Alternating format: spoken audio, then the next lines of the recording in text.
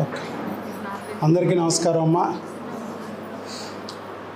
మీ అందరినీ ఆ భగవంతుడు ఇక్కడికి తీసుకొచ్చాడు. ఐవీఎఫ్ లేని దారి, ఆపరేషన్ లేని దారి, ఒక రహదారిని ఇక్కడ తీసుకొచ్చారు కాబట్టి ఆ భగవంతుడి ప్రసాదం ఇక్కడ అందాలని మిమ్మల్ని ఇక్కడ కూర్చోబెట్టాం. సో ఈరోజు మేము ఇచ్చే ఆహారాన్ని మీరు వెంకటేశ్వర స్వామిని పూజిస్తే వెంకన్న ప్రసాదంగా భావించండి. యేసు ప్రభుని నమ్ముకుంటే యేసయ్య ప్రసాదంగా భావించండి. అల్లాని నమ్మితే అల్లా ప్రసాదంగా భావించండి.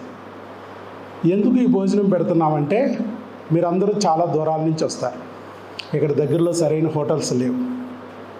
హోటల్స్ వెతుక్కుంటూ మీరు ఊరికాని ఊరిలో వెళ్తే వర్షానికి తడిసిపోవచ్చు, ఎండకి ఎండిపోవచ్చు, దారి తప్పిపోవచ్చు కూడా.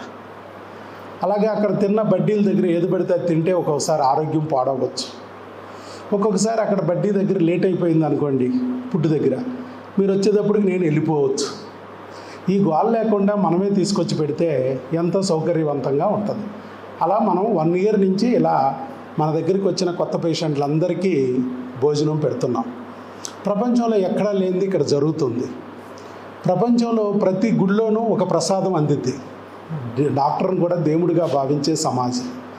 మరి ఇక్కడ కూడా ఒక గుడి లాంటిది, ఇది చర్చి లాంటిది, మసీదు లాంటిదని ఇలా భోజనం మేము ప్రసాదం కింద అందిస్తున్నాం. మరి ఫోటోలు వీడియోలు ఎందుకు తీస్తున్నారు డాక్టర్ గారు అని కొంతమందికి సందేహం వస్తుంది. ప్రచారం చేసుకోవడానికి చేస్తున్నారు. ఐవీఎఫ్ చేసే డాక్టర్ గారు ఇంకా ఈజీగా భోజనం పెట్టచ్చు. మరి ఎక్కడన్నా భోజనాలు పెడుతున్నారా డాక్టర్లు? లేదు. మరి ఎందుకు పెట్టకూడదు? అలాంటి మంచి మనసున్న డాక్టర్లు బోల్డ్ మంది ఉంటారు. వాళ్ళకి ఐడియా వచ్చి ఉండకపోవచ్చు. భగవంతుడు ఈ వీడియో ద్వారా, ఫోటో ద్వారా వాళ్ళకు కూడా దారి చూపించాలి. వాళ్ళ దగ్గరికి వచ్చిన పేషెంట్లకు కూడా భోజనం పెట్టించాలి. మీకు ఎలాగైతే వీడియో, ఫోటో ద్వారా భగవంతుడు చూపించాడు కదా ఒక దారి, ఐవీఎఫ్ లేని దారి, ఆపరేషన్ లేని దారి, అలాగే భగవంతుడు వాళ్ళకు చూపించి వాళ్ళలో కూడా మార్పును తీసుకొచ్చి చక్కగా వారి చేత కూడా భోజనం పెట్టిస్తే ఇలా ఈ రాష్ట్రంలోనూ ఈ దేశంలోనూ ప్రతి హాస్పిటల్లో ఉన్న డాక్టర్ దేవుళ్ళలాగా భోజనం పెట్టాలి. ప్రతి గుడికి వెళ్ళినప్పుడు భోజనం దొరికినట్టే, ప్రసాదం దొరికినట్టే ప్రతి హాస్పిటల్లో ప్రసాదం దొరకాలి అనేది ఆ భగవంతుడు ఆకాంక్ష అయి ఉండొచ్చు. 1000 మైళ్ళ ప్రయాణం కూడా మొదట అడుగుతూనే స్టార్ట్ అవుద్ది అన్నట్టు ఇవాళ మా దంపతుల ద్వారా ఇది స్టార్ట్ చేశారు. ఆల్రెడీ కొన్ని చోట్ల స్టార్ట్ అయింది. కొంతమంది డాక్టర్లు, కొంతమంది మార్పు వచ్చింది, ఇంకా రావాలి. అందుకోసం ఆ వీడియోలు, ఫోటోలు ఎవరికి చేరాలో వాళ్ళకి భగవంతుడు చేరుస్తాడు, వాళ్ళలో మార్పు తీసుకొస్తాడు. అందుకోసమే వీడియోలు, ఫోటోలు. ఇక తర్వాత మీకు మిగతా విషయాలన్నీ కౌన్సిలింగ్లో చెప్తా. సంతానం పొందటం చాలా ఈజీ. మన తాతలు, ముత్తాతలు, బామ్మలు, మామలు ఎలాగైతే సంతానం పొందారో అలాగే మనం కూడా సంతానం పొందొచ్చు న్యాచురల్గా. ఐవీఎఫ్లు అక్కర్లేదు, ఆపరేషన్లు అక్కర్లేదని మనం 17,000 మందికి సంతానం తెప్పించి నిరూపించాం అనడం కన్నా భగవంతుడు ఈ చేతి ద్వారా ఆ సంతానాన్ని మీకు అందేటట్టు చేశాడు. ఆ భగవంతుడు నన్ను సెలెక్ట్ చేసుకున్నాడు కాబట్టే నేను ఇన్ని మందికి ప్రెగ్నెన్సీలు ఇవ్వగలిగాను.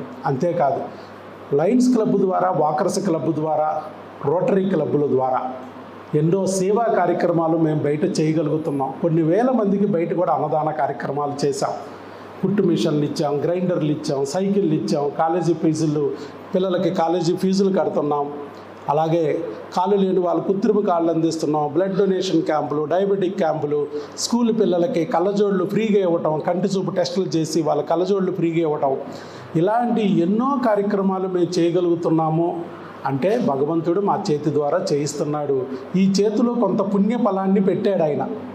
ఇప్పుడు మా చేతి ద్వారా మీకు ఆ ప్రసాదం అందితే అందుట్లో ఎంతో కొంత పుణ్యం మీకు కూడా చేరి ఆ భగవంతుడు ఆశీస్సులు పొంది, పండంటి బిడ్డను పొంది మీరు కూడా మాతృదేవతలు, పితృదేవతలు అవుతారనే ఆశయంతోనే మా చేతుల మీదుగా ప్రసాదం అందాలని మిమ్మల్ని కూర్చోబెట్టాం. లేకపోతే ఎప్పుడో పెట్టేయచ్చు.